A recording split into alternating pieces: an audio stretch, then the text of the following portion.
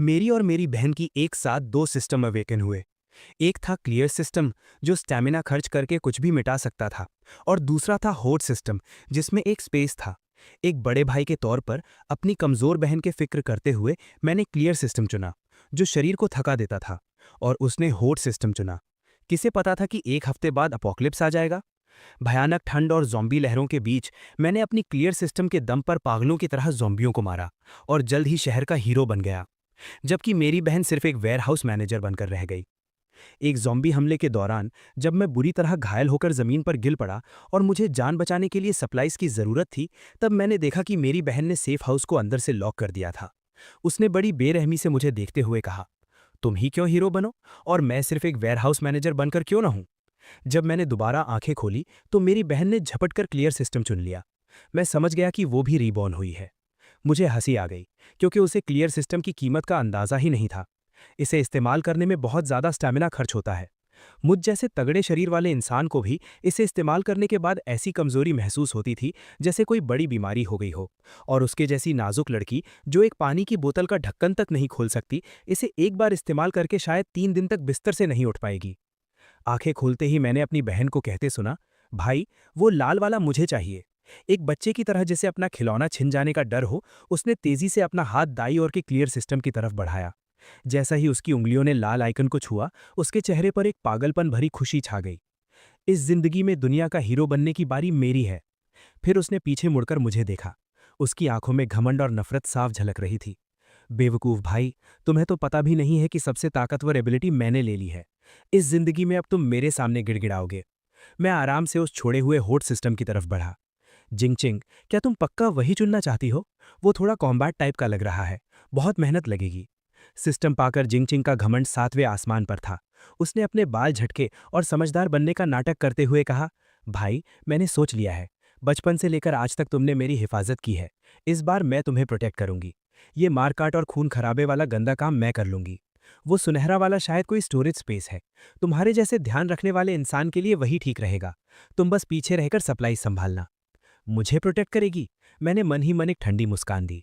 असल में तुम मुझे अपना टूर बनाना चाहती हो, ताकि जैसे पिछली जिंदगी में मैंने तुम्हारी रक्षा की, वैसे ही तुम मेरा सारा फायदा उठा सको। मैंने उसे नजरअंदाज किया और अपनी उंगली से सामने चमकते सुनहरे निशान को छुआ। पल भर में एक गर्म सुनहरी रोशनी ने मुझे घेर लिया। System bind successful. होस्ट जिंग बूफान। एबिलिटी इन्फिनिट होड सिस्टम लेवल 1। अपोक्लिप्स शुरू होने में 167 घंटे 59 मिनट बाकी हैं। उसी वक्त जिंगचिंग भी अपना सिस्टम बाइंड कर चुकी थी। वो बहुत एक्साइटेड थी। उसने हवा में अपना हाथ घुमाया और टेबल पर रखा क्रिस्टल का एस्ट्रे पलक झपकते ही गायब हो गया। जिंगचिंग का चेहरा सफेद पड़ गया। उसने अपनी छाती पकड़ी और जोर से सांस ली, लेकिन अगले ही पल उसके चेहरे पर जीत की खुशी थी। ये सच है, मुझे वो ताकत मिल गई है। उसने मेरी तरफ देखा। उसकी आंखों में अब पहले वाला प्यार और भरोसा नहीं था, बल्कि साफ घमंड झलक रहा था। भाई, मैं थोड़ी थक गई हूं, मेरे लिए एक गिलाई पानी लाओ। और हाँ, मॉम डैड का छोड़ा हुआ वो बैंक कार्ड भी मुझे दे दो। मुझे बाहर जाकर कुछ चीजें खरीदनी हैं। उसका अंदाज ऐसा था जैसे वो किसी नौकर को हुक्म दे रही हो। मैंने अपनी सगी बहन को घूर रहा था, वही बहन जिसने पिछली जिंदगी में मुझे मौत के मुंह में धकेल दिया था। मैंने धीरे से सिर्फ एक शब्द कहा, दफा हो जाओ। कमरे में सन्नाटा छा गया। जिंकिंग के चेहरे की मुस्कान गायब हो गई। उसे लगा जैसे उसने कुछ गलत सुन लिया हो, क्योंकि बचपन से लेकर आज तक मैंने उसकी हर जिद पूरी की थी। भाई, तुमने अभी क्या कहा? क्या तुम अभी भी मुझसे उस लाल सिस्टम को छीनने के लिए नाराज हो? लेकिन मैंने तो ये तुम्हें प्रोटेक्ट करने के लिए ही किया है ना। मैंने कहा, मेरे घर से बाहर निकल जाओ। मैं अपनी जगह से उठा और ऊपर से जिंकिंग को घूरते हुए बोला, और हाँ, ये मेरा घर है, प्रॉपर्टी पेपर्स पर मेरा नाम लिखा है। मैं तुम्हें 10 मिनट का वक्त देता हूं, अपना सामान पैक करो और यहां से दफा हो जाओ। क्या तुम पागल हो गए हो? जिंकिंग अब अपना नाटक और नहीं कर पाई। ये मॉम डैड का घर है, तुम मुझे कैसे निकाल सकते हो? और भूलना मत, अब मेरे पास सबसे ताकतवर एबिलिटी है। क्या तुम इसका मतलब समझते हो? अपोकलिप्स बस आने ही वाला है, और सिर्फ मैं तुम्हें बचा सकती हूँ। अगर तुम अभी मुझसे पंगा लोगे तो बाद में जब मेरे सामने गिड़गिड़ाओगे तो मैं तुम्हारी कोई मदद नहीं करूंगी। उसे खुद पर बहुत ज्यादा कॉन्फिडेंस था। उसे लगा कि मैं पिछली जिंदगी की तरह उसके तलवे चाटूंगा। मैं मुस्कुराते हुए धीरे धीरे जिंकिंग की तरफ बढ़ा और उसे पीछे धकेलते हुए दीवार से लगा दिया। सबसे ताकतवर एबिलिटी? मैंने पूरी ताकत से उसके कान के पास दीवार पर एक मुक्का मारा। एक जोरदार आवाज के साथ जिंकिंग डर के मारे चीख पड़ी और अपना सिर पकड़कर नीचे बैठ गई। तुम्हारी ये बकवास एबिलिटी सिर्फ तुम्हारे इन फटे पुराने कपड़ों को गायब कर सकती है। क्या तुम भूल गए हो कि तुम्हारी एबिलिटी सिर्फ चीजों को क्लियर कर सकती है, वो खाना पैदा नहीं कर सकती। 7 दिन बाद टेम्परेचर -60 डिग्री हो जाएगा। अगर तुम्हारे पास खाने और पहनने को कुछ नहीं होगा तो चाहे तुम पूरी बिल्डिंग को गायब कर दो, तुम ठंड और भूख से तड़प तड़प कर मरोगी। जिंकिंग का पूरा शरीर कांप उठा। उसने सच में इस बात पर ध्यान नहीं दिया था, लेकिन उसने तुरंत अपनी गर्दन अकड़ाकर चिल्लाते हुए कहा, तो क्या हुआ? मैं दूसरों से छीन लूंगी। जो मुझे सप्लाईज नहीं देगा मैं उसे ही गायब कर दूंगी। और तुम अपने इस बेकार से वेयरहाउस को लेकर क्या करोगे? उस वक्त भी तुम्हें मेरी ही मदद लेनी पड़ेगी, है ना? मैंने कहा, तो फिर बेस्ट ऑफ लक। मुझे उसके साथ और बकवास नहीं करनी थी। मैं दरवाजे की तरफ गया और उसे खोल दिया। अब तुरंत यहां से दफा हो जाओ, वरना मैं सिक्योरिटी गार्ड्स को बुलाकर तुम्हें धक्के मारकर बाहर निकाल दूंगा। भूलना मत, अभी भी दुनिया में कानून जिंदा है। अगर तुम मेरे घर में जबरदस्ती घुसी रही तो मैं पुलिस को कॉल कर सकता हूं। जिंकिंग ने मेरी सख्त पीठ को घूर कर देखा। उसकी आंखों से नफरत छलक रही थी। बहुत खूब, अगर तुम इतने ही पत्थर दिल हो तो मुझे भी मत कोसना। जब अपोकलिप्स आएगा तब मैं भी देखूंगी कि तुम अपने उस कूड़े के ढेर के साथ मेरे सामने कैसे भीख मांगते हो। जिंग बुफान, बाद में पछताना मत। जिंकिंग दौड़कर कमरे में गई, गुस्से में अपने सूटकेस में कुछ कपड़े और गहने ठूसे और अपना सूटकेस घसीटते हुए तेजी से दरवाजे से बाहर निकल गई। जाने से पहले उसने मुझे एक जहरीली नजर से देखा।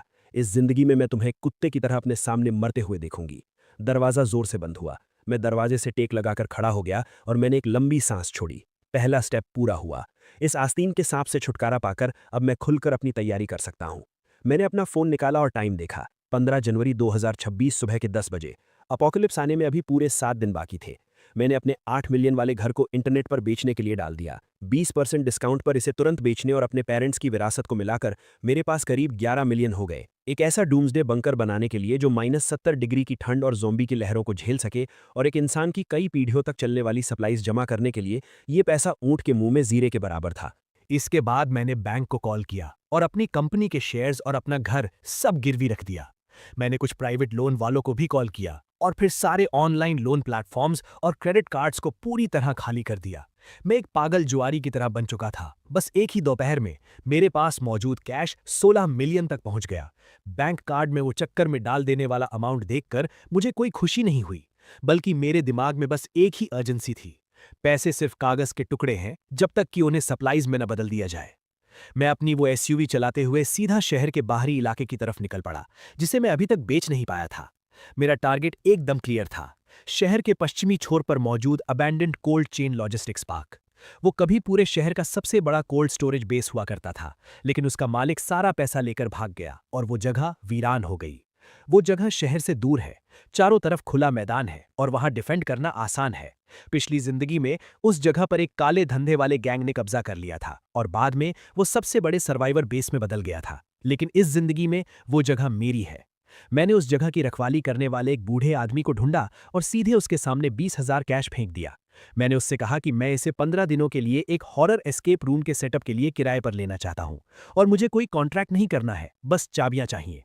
लाल नोटों की उस मोटी गड्डी को देखकर बूढ़े आदमी की बत्तीसी बाहर आ गई और उसने बिना कुछ सोचे चाबियां मेरे हवाले कर दी। चाबियां मिलते ही मैंने सबसे पहले मेन गेट को अंदर से लॉक किया और उस विशाल अंडरग्राउंड कोल्ड स्टोरेज में दाखिल हुआ। हालांकि ये 2 साल से वीरान पड़ा था, लेकिन जमीन से 10 मीटर नीचे होने की वजह से यहाँ काफी ठंड और नमी थी। इसका एरिया लगभग 3000 स्क्वायर मीटर था और ऊंचाई 8 मीटर थी। मैंने अपने मन में कहा, सिस्टम, इस स्पेस को स्कैन करो। Scan complete. एक सेमी क्लोज्ड अंडरग्राउंड स्पेस मिला है जो सेफ हाउस मॉडिफिकेशन के लिए परफेक्ट है। क्या आप स्पेस एंकर एक्टिवेट करना चाहते हैं? एंकर करने के बाद ये जगह रियलिटी और सिस्टम स्पेस के बीच एक ट्रांसफर स्टेशन बन जाएगी। आप कभी भी अपने दिमाग की ताकत से बाहरी सप्लाईज को सीधा यहां भेज सकते हैं या सिस्टम स्पेस की सप्लाईज को यहां निकाल सकते हैं। मैंने एंकर एक्टिवेट किया। अब जगह मिल गई थी। अगला काम था इसे भरना। मैं सीधे अपनी गाड़ी लेकर शहर के सबसे बड़े होलसेल मार्केट में गया और पागलों की तरह सप्लाईज खरीदना शुरू कर दिया। मेरी इस पागलपन भरी खरीदारी ने पूरे होलसेल मार्केट में तहलका मचा दिया। एक अनजान नौजवान जो होलसेल के रेट पर होलसेल माल उठा रहा था, उसने मार्केट मैनेजमेंट का ध्यान भी खींच लिया। लेकिन मैं पहले से ही एक कहानी तैयार करके आया था। मैंने उनसे कहा कि ये दूर पहाड़ों में मौजूद कुछ बड़ी खदानों के लिए साल भर का राशन है और पहाड़ जल्दी ही बर्फ से ढकने वाले हैं, इसलिए मुझे ये सब कुछ ही दिनों में चाहिए। आज के पैसे वाले जमाने में अगर तुम्हारे पास पैसा है तो चाहे तुम्हारा बहाना कितना भी बेतुका क्यों ना हो, लोग खुद ही उसे सच मान लेते हैं। रात होते ही भारी भरकम ट्रकों का पहला काफिला सप्लाईज लेकर पश्चिमी छोर के उस वीरान कारखाने में दाखिल हुआ। जब सारे मजदूर अपना काम खत्म करके चले गए तो मैंने लोहे का दरवाजा फिर से लॉक कर दिया। वो विशाल कोल्ड स्टोरेज अब सप्लाईज के छोटे छोटे पहाड़ों से भर चुका था। मैं 5 मीटर ऊंचे चावलों के पहाड़ के सामने गया।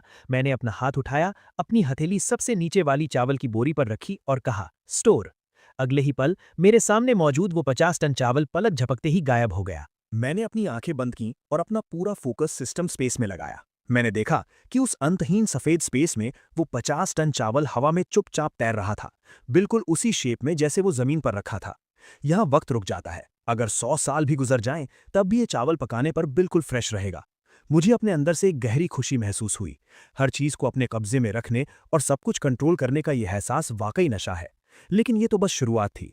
-60 डिग्री की भयानक ठंड में अगर कोई हीट सोर्स नहीं होगा तो ये सारा खाना जमकर पत्थर बन जाएगा। मैंने अपने एक दोस्त के जरिए 10,000 ton smokeless diesel, solar panels और जनरेटर्स खरीदे। अभी 7 दिन बाकी थे। मुझे इस कोल्ड स्टोरेज में सिर्फ 10 पीढ़ियों तक चलने वाला खाना ही नहीं भरना था, बल्कि मुझे इसे एक ऐसा कांस्टेंट टेम्परेचर बंकर बनाना था जिसे कोई न्यूक्लियर बॉम्ब भी ना तोड़ पाए। उसी वक्त मेरे फोन पर एक मैसेज आया। भेजने वाली जिंग चिंग थी और मैसेज में एक फोटो थी। फोटो में वो और उसका बॉयफ्रेंड चेन शू एक महंगे फ्रेंच रेस्टोरेंट में बैठे थे। मैसेज में लिखा था, बेचारा भाई, घर से निकाले जाने के बाद क्या अब तुम सिर्फ इंस्टेंट नूडल्स खा रहे हो? मैं और मेरे सीनियर अपनी नई जिंदगी सेलिब्रेट कर रहे हैं। अगर तुम अभी घुटनों के बल बैठकर मुझसे भीख मांगोगे तो मैं शायद तुम्हें रोटी का एक टुकड़ा देने के बारे में सोच सकती हूँ। मैंने स्क्रीन की तरफ देखा और मेरे चेहरे पर एक मजाकिया मुस्कान आ गई। खा लो, जी भर के खा लो, ये तुम्हारी जिंदगी का आखिरी इंसानों वाला खाना है।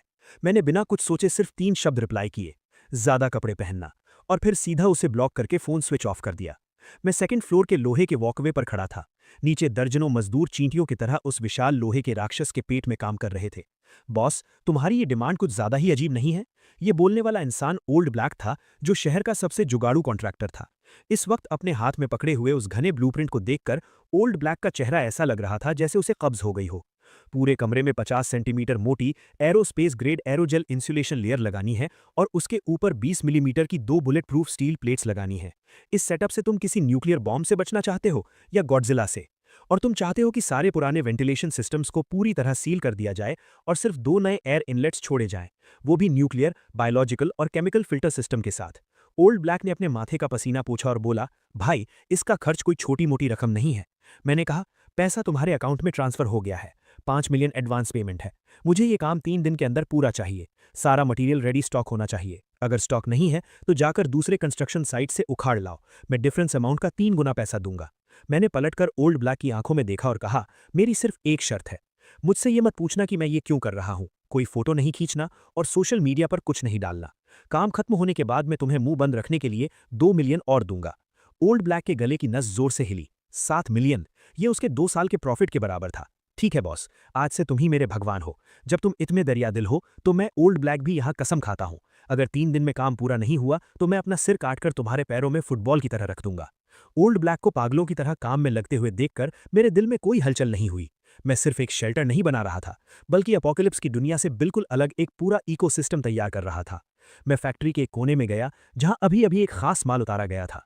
भारी लकड़ी के बक्से तोड़े गए जिसके अंदर से गहरे काले रंग की धातु चमक रही थी। ये कोई आम स्टील नहीं था, बल्कि खास जुगाड़ से मंगवाया गया high voltage power grid generator और मिलिट्री ग्रेड ब्लास्ट प्रूफ शीशा था। अपोकलिप्स के शुरुआती दिनों में सबसे खतरनाक चीज ज़ॉम्बी नहीं होते, बल्कि इंसानी फितरत होती है। जब भूख और ठंड इंसानों को जानवर बना देती है, तब वो लुटेरे किसी आम शटर वाले दरवाजे को कागज की तरह फाड़ देते हैं। मैंने सिस्टम से इन सारे मटेरियल्स को स्टोर करने को कहा और फिर ब्लूप्रिंट के हिसाब से स्पेस एडजस्ट करने का हुक्म दिया। जब मजदूर खाना खाने गए हुए थे, मैंने उन भारी ब्लास्ट प्रूफ शीशों को छुआ और कई टन भारी मटेरियल पलक झपकते ही गायब हो गया। फिर सिस्टम के प्रिसाइज कंट्रोल की मदद से वो शीशे फैक्ट्री की छत के खिड़कियों वाले हिस्से में बिना किसी दरार के एकदम परफेक्ट फिट हो गए। जैसे ही आखिरी कंस्ट्रक्शन गाड़ी वहां से निकली, वो विशाल लोहे का दरवाजा धीरे धीरे बंद हो गया। मैं अपने उस प्राइवेट स्टील बंकर के बीचों बीच खड़ा था। चारों तरफ पहाड़ों की तरह रखी सप्लाईज को देखकर मुझे लगा कि ये अभी भी काफी नहीं है। मैंने अपना फोन चेक किया। बैलेंस 5 लाख से भी कम बचा था। लीगल तरीके से चीजें खरीदने की मेरी लिमिट खत्म हो चुकी थी। अब बारी थी फ्री में माल लूटने की। रात के 2 बजे ईस्ट पोर्ट का बॉन्डेड लॉजिस्टिक्स सेंटर, ये शहर का सबसे बड़ा इंपोर्ट एक्सपोर्ट हब था। यहाँ बंदरगाह पर हजारों कंटेनर्स खिलौनों की तरह एक के ऊपर एक रखे हुए थे, जिनके अंदर दुनिया भर से आया हुआ टॉप क्वालिटी का माल भरा था। सिर्फ एक रात में मैंने उस बॉन्डेड एरिया के लगभग आधे महंगे वेयरहाउसेस खाली कर दिए। तब जाकर मेरे दिमाग में एक हल्का सा दर्द हुआ। ये मेरी मानसिक ताकत के ओवर यूज का वार्निंग था। मजबूरी में मुझे अपना काम रोकना पड़ा, हालांकि मेरा मन अभी भरा नहीं था। जैसे ही मैं वहां से निकलने वाला था, अचानक इंजनों की तेज आवाज ने रात का सन्नाटा चीर दिया। कुछ काले रंग की मॉडिफाइड एसयूवीज तेजी से पोर्ट में घुसी और पास ही एक छुपे हुए वेयरहाउस के सामने रुक गईं। दरवाजे खुले और टैटू वाले दर्जनों गुंडे बाहर निकले। उनका लीडर एक गंजा आदमी था जो जोर जोर से चिल्ला रहा था, जल्दी करो, सामान जल्दी लोड करो, लॉन्ग ब्रो ने कहा है ये माल आज रात ही निकल जाना चाहिए। ऊपर वाले आजकल हम पर कड़ी नजर रखे हुए हैं। जो बक्से वो लोग उठा रहे थे उन पर साफ साफ डेंजर का निशान बना हुआ था। मैंने अपनी आंखें छोटी की और सिस्टम का लॉन्ग डिस्टेंस स्कैन एक्टिवेट किया। स्कैन का रिजल्ट आया TNT explosives, detonators, industrial ammonium nitrate. ये तो हथियारों का जखीरा था। मेरी दिल की धड़कन रुक सी गई। ये तो शहर के सबसे बड़े underground gang black shark gang का स्मगलिंग अड्डा था। उन विस्फोटकों को देखकर जो न सिर्फ ज़ॉम्बी को चीथड़ों में उड़ा सकते थे बल्कि किसी भी मजबूत किले को तोड़ सकते थे, मैंने अपने होठों पर जीभ फेरी। ये तो जैसे खुद चलकर आया हुआ कोई बड़ा तोहफा था। इन विस्फोटकों के साथ मेरे पास अपना सबसे बड़ा ट्रम्प कार्ड आ गया था। अब जब मैं यहाँ आ ही गया हूं तो माफ करना भाइयों। मैंने चुपचाप सिस्टम स्पेस की ताकत का इस्तेमाल किया और वेयरहाउस के पीछे पहुंच गया। मैंने अपना हाथ उस पतली सी स्टील की दीवार पर रखा। ये दूरी सिस्टम के स्टोरेज रेंज के बिल्कुल अंदर थी।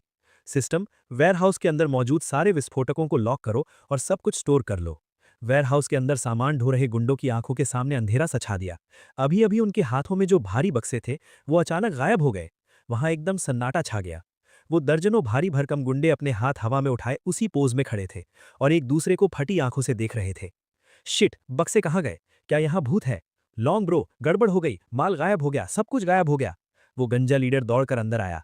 उस खाली वेयरहाउस को देखकर उसके चेहरे पर पहले गुस्सा आया, फिर खौफ और फिर उसे अपनी आंखों पर शक होने लगा। कौन है? किसने किया ये? बाहर निकल कर आ। उसने अपनी बंदूक निकाली और हवा में पागलों की तरह लहराने लगा। और मैं इस अफरा तफरी का फायदा उठाकर बहुत पहले ही पोर्ट की दीवार फांदकर रात के अंधेरे में गायब हो चुका था। Countdown 24 hours. आखिरी दिन भी शहर में वही चहल पहल थी। किसी को नहीं पता था कि ये पुरानी दुनिया का आखिरी सूरज है। मौसम विभाग ने कोल्ड वेव का ब्लू अलर्ट जारी किया था, जिसमें कहा गया था कि कल टेम्परेचर 10 से 15 डिग्री नीचे गिर जाएगा। किसी ने इसे सीरियसली नहीं लिया। सबको लगा कि बस थोड़े मोटे कपड़े पहनने पड़ेंगे। मैं उस दिन बाहर नहीं निकला। मैं पश्चिमी इलाके के अपने उस बंकर में रहकर आखिरी चेकिंग कर रहा था।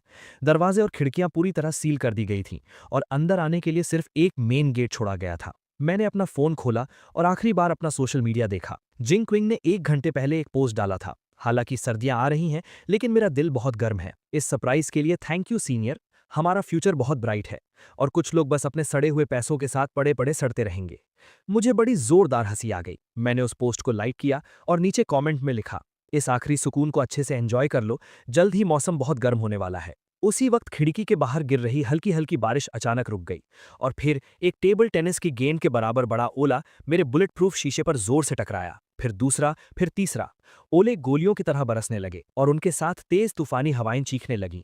टेम्परेचर एकदम से जमीन पर आ गिरा। मेरे फोन की स्क्रीन पर एक इमरजेंसी न्यूज फ्लैश हुई। एक बेहद खतरनाक पोलर वोटेक्स की वजह से पूरी दुनिया का टेम्परेचर अगले 3 घंटों में 50 डिग्री नीचे गिर जाएगा। सभी नागरिकों से अपील है कि वो तुरंत अपने घर लौट जाएं। तुरंत अपने घर लौट जाएं। ये कोई ड्रिल नहीं है। अपोकलिप्स शुरू हुए अभी बस 10 मिनट ही हुए थे और बाहर की दुनिया का रंग पूरी तरह बदल चुका था। पलक झपकते ही सड़कों पर काली बर्फ की एक मोटी परत जम गई। दर्जनों गाड़ियां आपस में टकराईं और उनमें आग लग गई। लेकिन इससे पहले कि आग फैल पाती, उस भयानक ठंड ने उसे वहीं दबा दिया और वो आग एक अजीब सी जमी हुई हालत में बदल गई। गाड़ियों में फंसे लोग दहशत में दरवाजे खोलकर भागना चाहते थे, लेकिन दरवाजे बर्फ से जाम हो चुके थे।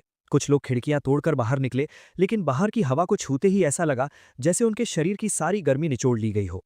उनकी हरकतें तुरंत सुन्न पड़ गईं। उनके चेहरों पर दहशत का वो भाव जम गया और वो जिंदा बर्फ के पुतलों में बदल गए। अंदर के थर्मामीटर से पता चल रहा था कि बाहर का टेम्परेचर -30 डिग्री से भी नीचे जा चुका है और अभी भी हर मिनट 1 डिग्री की रफ्तार से गिर रहा है, जबकि मेरे सेफ हाउस के अंदर का टेम्परेचर 24 डिग्री पर सेट था।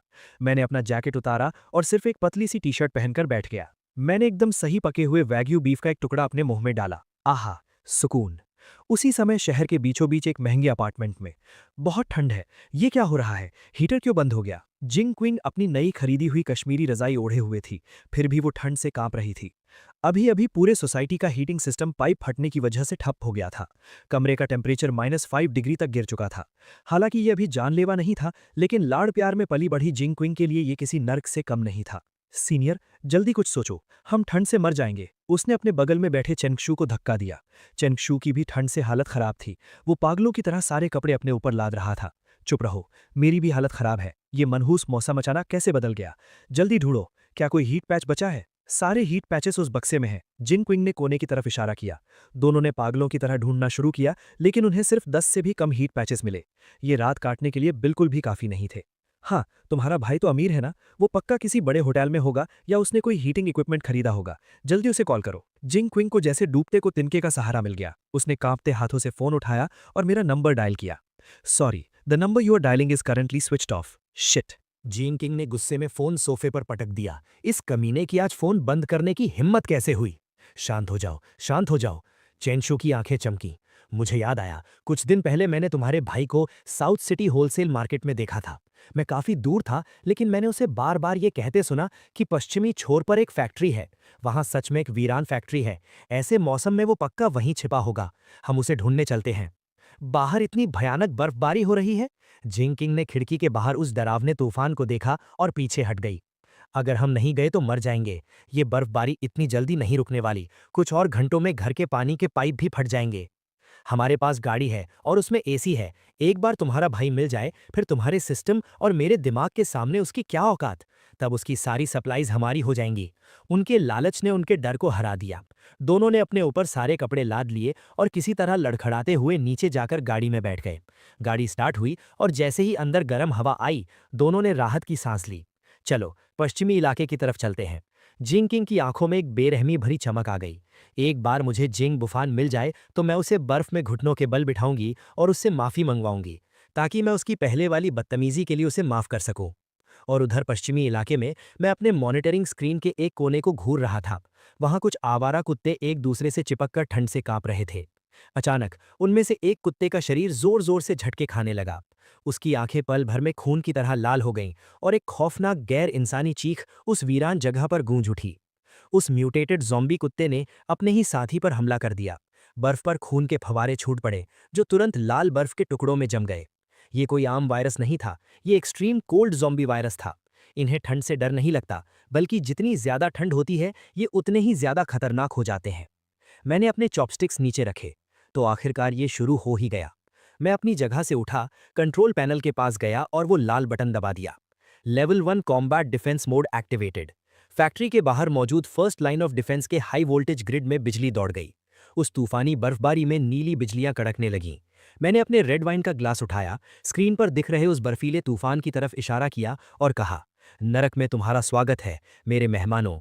पश्चिमी इलाके का बर्फीला तूफान अब एक सफेद तबाही में बदल चुका था। सामने 5 मीटर तक भी कुछ दिखाई नहीं दे रहा था। एक सफेद BMW X5 किसी पियक्कड़ की तरह उस सड़क पर रेंग रही थी, जहां पहले से ही आधा मीटर बर्फ जम चुकी थी। हम अभी तक क्यों नहीं पहुंचे? तुमने तो कहा था सिर्फ 20 किलोमीटर है। जिंग किंग पैसेंजर सीट पर बैठी थी।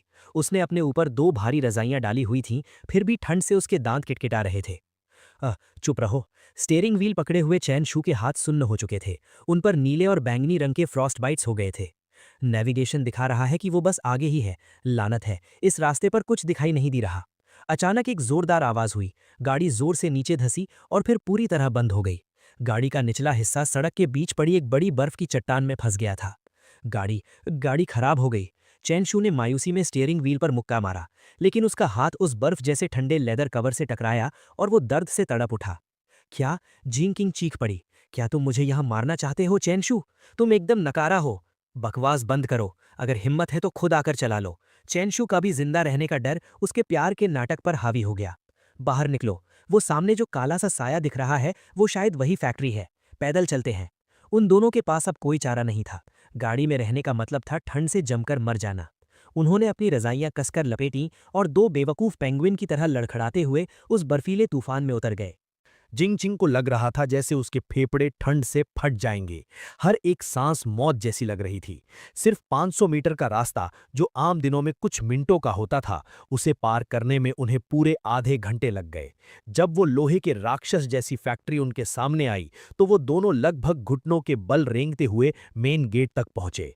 लेकिन सामने का नजारा देखकर वो सुन्न रह गए। ये कोई वीरान फैक्ट्री कहां से है? ये तो साफ साफ एक स्टील बंकर था।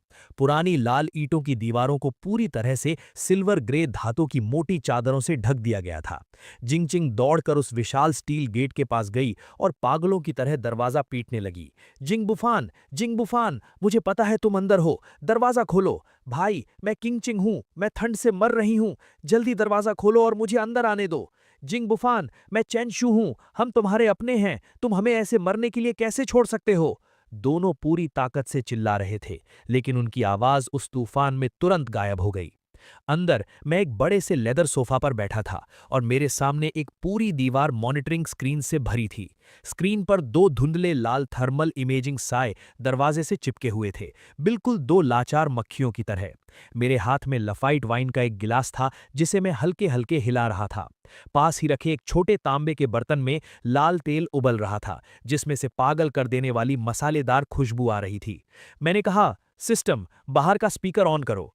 बाहर के स्पीकर से बिजली की एक हल्की सी आवाज आई जिससे वो दोनों चौंक गए, और फिर उस तूफान में एक सुस्त, शांत और हल्की मुस्कान से भरी आवाज गूंजी।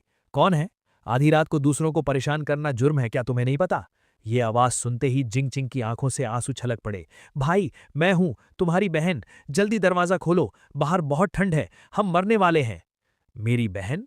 मेरी आवाज बहुत शांत थी, और फिर चबाने की आवाज के साथ मैंने कहा, यार ये डक इंटेस्टाइन का सूप थोड़ा ज्यादा पक गया है। हाँ, तो तुमने क्या कहा, तुम कौन हो? बाहर खड़ी जिंग चिंग की जैसे सांस ही रुक गई। मैं बाहर एक कुत्ते की तरह ठंड से मर रही हूं और तुम अंदर हॉट पॉट खा रहे हो, वो भी डक इंटेस्टाइन के साथ।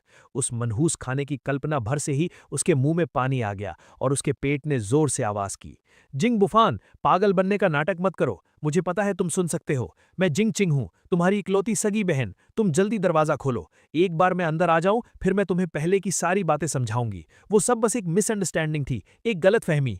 मैंने अपने चॉपस्टिक्स नीचे रखे, माइक्रोफोन उठाया और स्क्रीन पर दिख रहे उस डरे हुए चेहरे को देखकर मेरी नजरें बर्फ की तरह ठंडी हो गईं। तुमने मुझे दफा होने को कहा, क्या वो एक मिसअंडरस्टैंडिंग थी? या फिर तुम्हारा ये कहना कि तुम मुझे अपने सामने कुत्ते की तरह तड़प तड़प कर मरते हुए देखना चाहती हो, क्या वो भी कोई मिसअंडरस्टैंडिंग थी?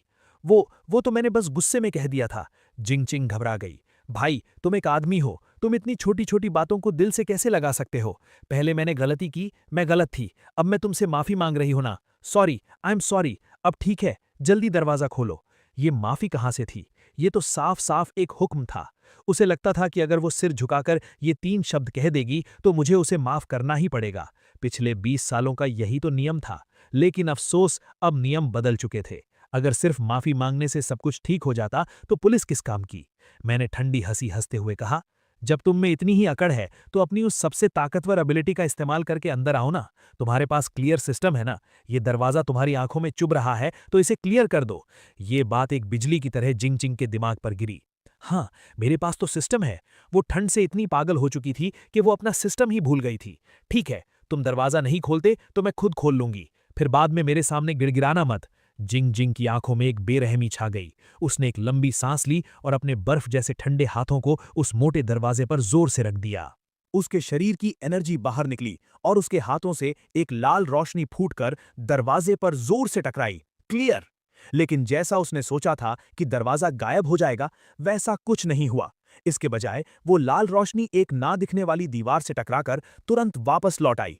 उस झटके से जिंग किंग के हाथ सुन्न हो गए और वो पीछे बर्फ पर जा गिरी। सिस्टम वार्निंग, टारगेट ऑब्जेक्ट की डेंसिटी बहुत ज्यादा है और इसे high level energy space anchor से मजबूत किया गया है। होस्ट का करंट लेवल लेवल 1, इसे क्लियर नहीं किया जा सकता। जबरदस्ती क्लियर करने पर आपकी लाइफ फोर्स खर्च होगी। नहीं, ऐसा नहीं हो सकता। जिंग किंग ने उस दरवाजे को हैरानी से देखा, जो अपनी जगह से 1 इंच भी नहीं हिला था। मेरा सिस्टम सबसे ताकतवर है, ऐसा कैसे हो सकता है कि ये एक दरवाजा तक ना खोल पाए? स्पीकर से मेरी बेदर्दी भरी हंसी गूंजी। मैं तुम्हें बताना भूल गया, इस दरवाजे को बनाने में मैंने 5 मिलियन का एरोस्पेस ग्रेड एलॉय इस्तेमाल किया है, और ऐसा लगता है कि मेरा सिस्टम तुम्हारे सिस्टम का पक्का इलाज है। तुम्हारा क्लियर सिस्टम मेरे होट सिस्टम को क्लियर नहीं कर सकता। अब यहां से दफा हो जाओ, मेरे दरवाजे की बर्फ गंदी मत करो। स्पीकर बंद हो गया। फिर अचानक दरवाजे के ऊपर लगे सर्च लाइट्स चालू हो गए और 2 बहुत तेज रोशनी सीधे उन दोनों के चेहरों पर पड़ी, जिससे उनकी आंखें चुंधिया गईं। जिंग किंग बर्फ पर बैठी हुई थी, अपनी हड्डियों को चीर देने वाली उस ठंड को महसूस करते हुए और उस दरवाजे को देखते हुए जो कभी नहीं खुलने वाला था। उसने पहली बार जाना कि असली खौफ और बेबसी क्या होती है। आधा घंटा बीत गया। जिंग किंग और चेन शू वहां से नहीं गए, क्योंकि उनकी गाड़ी खराब हो चुकी थी। वो बस फैक्ट्री के दरवाजे के पास एक छोटी सी खाली जगह में सिकुड़ कर बैठ गए। क्या करें, मुझे मेरे पैर महसूस नहीं हो रहे हैं। जिनकिंग के होंठ गहरे बैंगनी हो चुके थे और उसकी पलकों पर बर्फ की बूंदें जम गई थीं। चेंशू की हालत तो और भी खराब थी। उसने अपने पहले से ही कम कपड़ों में से एक जैकेट जिनकिंग को दे दिया था। अब उसका पूरा शरीर बुरी तरह कांप रहा था और उसकी आंखें बंद होने लगी थीं। मत मत सो जाना, अगर सो गए तो कभी नहीं उठ पाओगे। उसी वक्त उनके सिर के ऊपर से एक इतनी मजबूत खुशबू आई जो किसी की भी रूह खींच ले। उन दोनों ने बहुत मुश्किल से अपना सिर उठाया। खाना है? मैं सेकंड फ्लोर की बालकनी पर खड़ा था और मेरे हाथ में वो हॉट पॉट का कटोरा था। जिंग बुफान, मैं तुम्हारे हाथ जोड़ता हूं, मुझे एक बाइट दे दो, बस एक घूंट गरम सूप। चेंशू आखिरकार टूट गया। वो बर्फ पर घुटनों के बल बैठ गया और पागलों की तरह ऊपर की तरफ अपना सिर पटकने लगा। मैंने तुम्हें पहले बास्केटबॉल खेलना भी सिखाया था। हमारे उस पुराने रिश्ते के खातिर मुझे बचा लो। पुराना रिश्ता? मैं हंसा और मैंने चॉपस्टिक से एक बढ़िया पका हुआ बीफ का टुकड़ा उठाया। जब तुम दोनों ने मुझे बाहर मरने के लिए छोड़ दिया था, तब क्या तुमने उस पुराने रिश्ते के बारे में सोचा था? मैंने अपना हाथ खोला और वो गरम गरम बीफ का टुकड़ा, जिससे लाल टेल टपक रहा था, उन दोनों के सामने नीचे आ गिरा। उस गंदी बर्फ के ढेर में चेंशू लगभग बिना सोचे समझे उसे छीनने के लिए झपटा, लेकिन जिंकिंग उससे भी तेज थी। उसने वो गंदी बर्फ से सना हुआ मांस का टुकड़ा उठाया और सीधा अपने मुंह में ठूस लिया। उसने उसे चबाया तक नहीं, सीधा निगल लिया। उस पल भर की गर्मी ने उसके गले से एक सुकून भरी आवाज निकाल दी। टेस्टी है, बहुत टेस्टी है, बहुत टेस्टी है। जिंकिंग ने रोते हुए अपना सिर हिलाया। जब पेट भर गया है तो अब यहां से दफा हो जाओ। मेरे सिक्योरिटी सिस्टम ने डिटेक्ट किया है कि कुछ छोटे बच्चे अभी की खुशबू से खिंचे चले आ रहे हैं। इससे पहले कि वो दोनों कुछ समझ पाते, दूर बर्फीले तूफान में अचानक कुछ हरी आंखें चमकने लगी। हवा के साथ एक भारी गुर्राहट की आवाज आई। वो कुछ म्यूटेटेड ज़ॉम्बी कुत्ते थे। भागो! चेंशू ने सबसे तेज रिएक्ट किया। उसने जिंकिंग को पकड़ा और भागने लगा, लेकिन जमीन पूरी तरह बर्फ से ढकी थी। दोनों के पैर फिसले और वो मुंह के बल जमीन पर गिर पड़े। पहला ज़ॉम्बी कुत्ता उन पर झपटा और उसने अपना खूनी मुंह सीधा चेंशू की जांग पर गाड़ दिया। बचाओ! जिंग बुफान, बचाओ! चेंशू किसी सूअर की तरह चीखने लगा। वो उस कुत्ते को पागलों की तरह लाते मार रहा था, लेकिन उसे तो दर्द ही महसूस नहीं हो रहा था। मौत सामने देखकर चेंशू की आंखों में एक दरिंदगी आ गई। उसने तुरंत अपने बगल में पड़ी जिंकिंग को पकड़ा और उसे पूरी ताकत से कुत्ते के मुंह की तरफ धकेल दिया और खुद उसी झटके से दूसरी तरफ लुढ़क गया। सीनियर, तुम ये क्या कर रहे हो? जिंकिंग दहशत में चीख पड़ी। वो देख रही थी कि वो बदबूदार बड़ा सा मुंह बस उसकी गर्दन काटने ही वाला है। मौत और जिंदगी के उस एक पल में जिंदा रहने की चाहत ने डर को हरा दिया। जिंकिंग ने अपनी तरफ आते हुए उस कुत्ते के सिर को घूर कर देखा। उसके दिमाग में वो लाल आइकन पागलों की तरह चमकने लगा और वो मन ही मन चिल्लाई, गायब हो जा। क्लियर!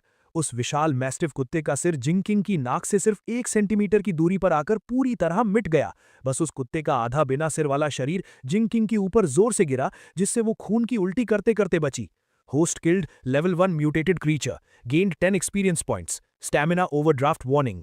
जिंकिंग को लगा जैसे उसकी सारी ताकत निचोड़ ली गई हो। उसकी आंखों के सामने अंधेरा छा गया और वो लगभग बेहोश हो गई, लेकिन वो जिंदा बच गई। ये नाटक थोड़ा मजेदार था। मैंने अपने हाथ से बाइनोक्यूलर्स नीचे रखे। मेरी आंखों में एक मजाकिया चमक थी। जब तुम लोग जाना ही नहीं चाहते तो चलो मैं तुम्हें एक रास्ता दिखाता हूं। मेरी आवाज फिर से गूंजी, किसी शैतान के बहकावे की तरह। यहां से ईस्ट की तरफ 200 मीटर जाओ, वहां एक गार्ड हाउस है। वो पहले यहां के सिक्योरिटी गार्ड का कमरा हुआ करता था। हालांकि उसके शीशे टूटे हुए हैं, लेकिन फिर भी छुपने की जगह है। आज रात जिंदा बचने का वही तुम्हारा इकलौता मौका है। इतना कहकर खिड़की पूरी तरह से बंद हो गई। पीछे रह गए अंधेरे में कांपते हुए वो 2 लोग और उनके चारों तरफ बढ़ती हुई वो हरी आंखें। गार्ड हाउस की तरफ चलो। जिंकिंग ने अपने ऊपर से कुत्ते की लाश को हटाया और लड़खड़ाते हुए खड़ी हो गई। उसने चेंशू की तरफ एक बार भी नहीं देखा। उस धक्के को वो हमेशा याद रखने वाली थी। ज़ॉम्बी कुत्तों के झुंड से घिरने से बस 1 सेकंड पहले वो दोनों रेंगते गिरते पड़ते उस टूटे फूटे गार्ड हाउस की तरफ भागे। गार्ड हाउस बहुत छोटा था और चारों तरफ से हवा आ रही थी। दोनों ने किसी तरह टूटी फूटी लकड़ियों और पुराने अखबारों से खिड़कियों को बंद किया और धूल भरी जमीन पर गिरकर जोर जोर से सांसें लेने लगे। किंग, तुम ठीक तो हो? चेंशू ने आगे बढ़कर जिंकिंग का हाथ पकड़ना चाहा। उसके चेहरे पर एक झूठी मक्खन लगाने वाली मुस्कान थी। मैं उस कुत्ते को धक्का दे रहा था, तुम्हें नहीं, गलत मत समझना। दूर हटो। जिंकिंग ने बेरहमी से उसका हाथ झटक दिया। अभी जो कुछ हुआ उसके बाद उस मासूम लड़की का नकाब हमेशा के लिए टूट चुका था और अब उसका मतलबी और खूंखार असली चेहरा सामने आ गया था। ये मत सोचना कि मुझे पता नहीं है कि तुम क्या सोच रहे हो चेंशू। पहले मैंने तुम्हें इसलिए पालकर रखा था क्योंकि तुम हैंडसम और पढ़ाई में अच्छे थे, लेकिन अब तुम सिर्फ एक कूड़े हो। जिनकिंग दीवार के सहारे बैठ गई और अपनी ताकत वापस पाने के लिए आंखें बंद कर लीं। अब से अगर तुमने मुझे छूने की भी कोशिश की तो मैं तुम्हारा सिर भी उस कुत्ते की तरह उड़ा दूंगी। चेंशू का शरीर सुन्न पड़ गया। उसकी आंखों में नफरत की चमक आई, लेकिन उसने तुरंत उसे छिपा लिया। उसे पता था कि अब जिंकिंग के पास वो खौफनाक क्लियर सिस्टम है। उसे मारना जिंकिंग के लिए चुटकी का काम था। वो सिर्फ बर्दाश्त कर सकता था। और उधर 200 मीटर दूर सेफ हाउस के बेसमेंट में मैं कांस्टेंट टेम्परेचर वाले मसाज बाथटब में लेटा हुआ था और मेरे हाथ में एक टैबलेट था। हालांकि पब्लिक इंटरनेट बंद हो चुका था, लेकिन मेरे लगाए हुए मिलिट्री ग्रेड सैटेलाइट रिसीवर में अभी भी पूरी दुनिया के सिग्नल्स आ रहे थे। स्क्रीन पर दुनिया भर की न्यूज स्क्रॉल हो रही थीं। China region emergency notice. सरकार ने highest level emergency plan activate कर दिया है। सभी ऑफिशियल शेल्टर खोल दिए गए हैं। सभी बचे हुए लोग अपने नज़दीकी शेल्टर में जाएं। इस शहर के शेल्टर की लोकेशन है east city sports centre, shelter number 7। मैंने इस लोकेशन को देखा। पिछली जिंदगी में ये सच में शुरुआत का सबसे बड़ा ऑफिशियल बेस था, लेकिन बहुत ज़्यादा लोगों के होने की वजह से सप्लाईज बहुत तेज़ी से खत्म हुई और ख़राब मैनेजमेंट की वजह से 1 महीने के अंदर ही वहाँ वो मशहूर फूड राइट हुआ था जिसमें हज़ारों लोग मारे गए थे। ऐसा लगता है कि इतिहास बदला नहीं है। मैंने न्यूज़ बंद की और सिस्टम इंटरफेस खोला। Current total hold volume 32,000 ton. System level 1, experience point 0%, level up requirement 10 level 1 zombie cores collect करें। कोर्स? पिछली जिंदगी में लोगों को एपोकलिप्स के तीसरे महीने तक पता ही नहीं चला था कि ज़ॉम्बी के दिमाग में मौजूद इन कोर्स से एबिलिटीज को लेवल अप किया जा सकता है। लेकिन मुझे ये बात अभी पता है। वो बेवकूफ़ जिंग क्विंग अभी बस अपनी जान बचाने के लिए कुत्ते को मारकर भाग गई, लेकिन सबसे कीमती लूट वो वहीं बर्फ में छोड़ गई। वो मेरे एक्सपीरियंस पॉइंट्स हैं, मैं उन्हें ऐसे ही बर्बाद नहीं होने दे सकता। मैंने एक हल्की नैनो थर्मल कॉम्बैट सूट पहनी, अपनी टैक्टिकल कुल्हाड़ी उठाई और मैंने बाहर टहलने जाने का फैसला किया। इस बर्फीले तूफान की पहली रात में अपनी पहली कमाई लूटने के लिए और साथ ही ये देखने के लिए कि वो 2 पहरेदार कुत्ते ठंड से मरे या नहीं। मैंने पूरी तरह से pack nano heating combat suit पहन रखी थी और मैं पश्चिमी इलाके के बंजर मैदान में चल रहा था। आगे 50 मीटर की दूरी पर वो ज़ॉम्बी कुत्तों का झुंड गार्ड हाउस के चक्कर काट रहा था। कुल 7 कुत्ते थे। मैंने अपनी सांसें कंट्रोल की और बर्फ के ढेर के पीछे से तेजी से बाहर निकला। पहला ज़ॉम्बी कुत्ता अभी भी गार्ड हाउस पर गुर्रा रहा था। उसे कुछ समझ ही नहीं आया और मेरी कुल्हाड़ी उस तक पहुंच गई। एक भारी आवाज़ के साथ मेरी टैक्टिकल कुल्हाड़ी ने उसके सख्त सिर को फाड़ दिया। Killed level 1 zombie dog, experience +10। इस आवाज़ ने तुरंत बाकी 6 खूंखार कुत्तों को चौंका दिया। सबसे बड़ा ज़ॉम्बी मैस्टिफ, जो उनका लीडर था, उसने झटके से अपना सिर मोड़ा। खौफनाक रोशनी से चमकती उसकी आंखों ने मुझे घूर कर देखा। उसने अपने पिछले पैरों से धक्का दिया और उसका भारी भरकम शरीर किसी टैंक की तरह मेरी तरफ टकराने के लिए दौड़ा। जब वो मुझसे सिर्फ आधा मीटर दूर था, मैंने अपना बायां हाथ उस मैस्टिफ के पैरों के नीचे की जमीन की तरफ किया। स्टोर। उसी पल उस कुत्ते के नीचे की 2 मीटर चौड़ी बर्फ और जमीन पलक झपकते ही गायब हो गई। उस मैस्टिफ के नीचे की जमीन खिसक गई और वो सीधा उस गड्ढे में जा गिरा। अगर तुम्हें बर्फ पसंद है तो ये लो मौत। मैं तुरंत उसके पीछे उस गहरे गड्ढे में कूद गया। मेरे हाथों में मौजूद टैक्टिकल कुल्हाड़ी हवा में लहर की तरह घूमी। कुल्हाड़ी का ब्लेड सीधे उस मैस्टिफ की कमजोर गर्दन पर जा लगा और एक खौफनाक कुत्ते का सिर कटकर जमीन पर गिर गया। Killed level 1 zombie dog, experience +10। ये बाहर आ गया। मेरे दिल में एक खुशी दौड़ गई। मैंने नीचे बैठकर अपनी घिन को दबाते हुए उस मैस्टिफ के सिर के अंदर हाथ डाला। जल्द ही मैंने एक नाखून के आकार का क्रिस्टल बाहर निकाला जिसमें से एक हल्की लाल रोशनी चमक रही थी। यही है इस एपोकलिप्स की सबसे कीमती करेंसी।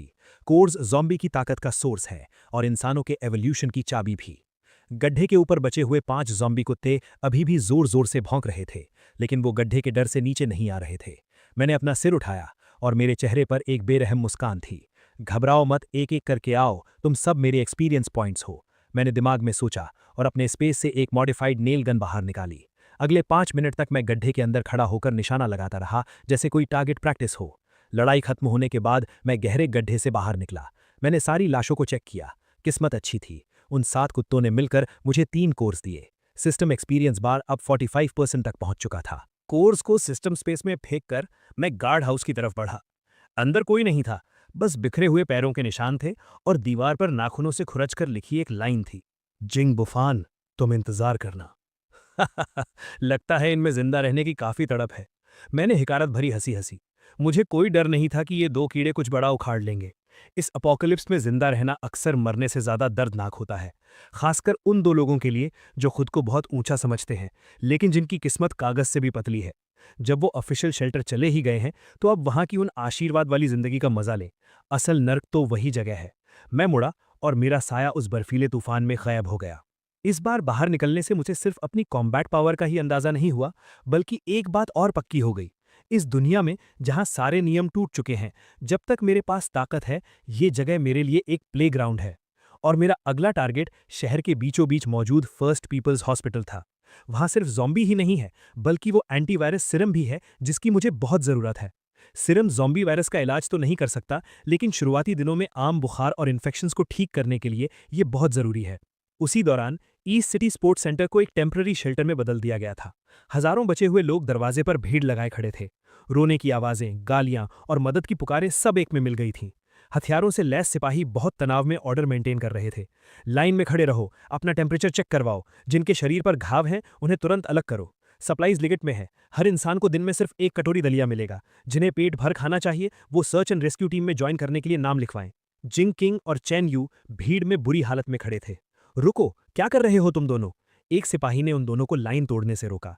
मैं एक अवेकनर हूं, मैं एक अवेकनर हूं। जिंग किंग को जैसे डूबते को तिनके का सहारा मिल गया। वो पागलों की तरह अपने हाथ हिलाने लगी और चिल्लाई, मेरे पास एबिलिटी है, मैं स्पेशल हूं, मुझे अंदर जाने दो, मुझे तुम्हारे कमांडर से मिलना है। अवेकनर? सिपाही हैरान रह गया।